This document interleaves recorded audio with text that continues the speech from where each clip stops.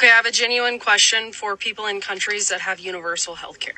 Because every time that topic is brought up, the number one caveat to people who don't have universal healthcare is, well, they have to wait so long to see doctors, and they have to do this, and they have to do, and you're going to take so long to see a doctor. Okay, well, in America, you can go bankrupt from having a chronic illness. So the National Health Service, which is properly universal healthcare, and it is free at the point of use, because every time I say it's free, people burble on. It comes out of our taxes.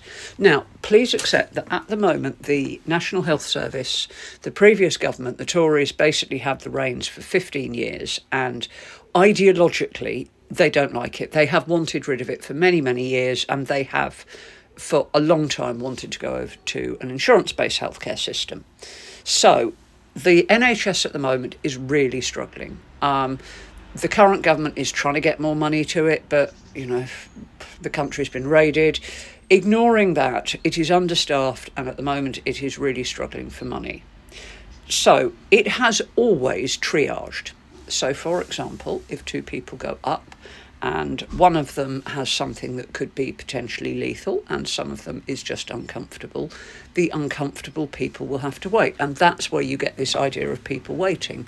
Things that are horrible, but really at the end of the day, they're not going to die from, hips and stuff. If your hip is really painful, you might have to wait. I'm really sorry, nobody wants you to wait, but the surgeon is going to prioritise somebody who needs, for example, a bypass surgery. So there is all of that. All I can recount is my own story, which is I was spotted. I just started having pains in my stomach. I went to the GP the next morning. She had a quick look and got me up to the hospital that afternoon for an ultrasound. They took one look and went, right, we're having you in.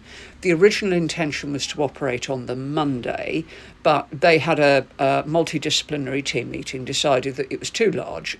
So they referred me over to another hospital, which is an oncology centre. I was picked up at the end of February, and I think I was operated on at the beginning of May. I had the robots. That was done. Then I had radiotherapy after, I think it was 3 months after that. You're healed enough. I had radio, brachytherapy. I was then immediately discharged from that cancer centre to my local hospital for chemotherapy. And I have had chemotherapy. I had 6 sessions in total. And I am now having immunotherapy. Now, I am really, really lucky. I know that. And there are other regions of the UK that do not do so well. But generally speaking, the NHS is absolutely brilliant in a crisis. There are absolute horror stories. I'm not denying that. But on the whole, they do an absolutely amazing job with the resources they have got.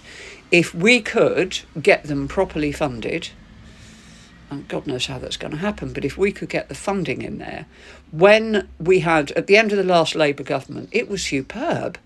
At 2010, even despite the global recession, the NHS was performing brilliantly. It is just a question of money and resources.